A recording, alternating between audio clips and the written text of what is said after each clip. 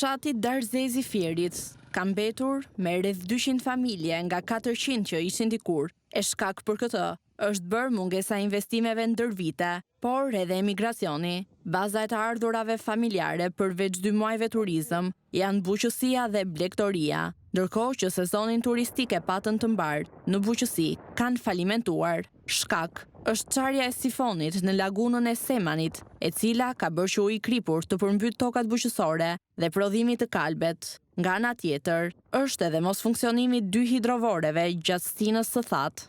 Sezoni që e mirë kështu, do më thonë vajtën dhe njerëzit vini dhe fshati këtu duksh plot me njerëz. Tani kanë ngelur vetëm neve, do më thonë këtu, se s'ka njeri moj me, dhe fëmijët po na kanë ikur, ne s'kemi këtu. Po njerëz pati shumë plaç fakt.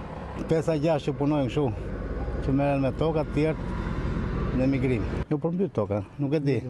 Pas një lloj përjesie, nuk marr vesh. Tu është arratisur mileti, ka ikur i gjithë. 80% është larguar. Tokat e kanë mbytur ata, i kanë mbytur. Toka tani këtu kanë nuk vlen më. Jo në kalbur shalqint në parcel, se ngrish niveli ujit. Ka bërë vaki as si vit si vjet. Putesh uji kripur në Semani. Tu tani nuk va dit dot me ujin e kanalit se është i kripur.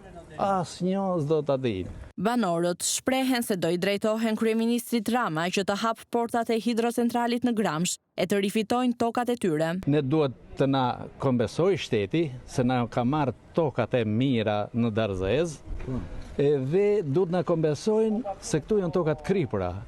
Neve tani na ka ngelur vetëm se t'i themi Edi Ramës që ne të shkojmë të hapin hidrocentralin atje dhe të shkojmë te toka jonë, se këtu ne nuk bëjmë hall dot. Nga njëra anë, mungesa e investimeve, nga ana tjetër mos mbështetja në sektorin e bujqësisë e blegtorisë, ka bërë që fshati të përgjysmohet në këto 30 vite, ashtu si edhe këtë vit, ku vetëm gjatë kësaj vere u larguan afro 20 familje.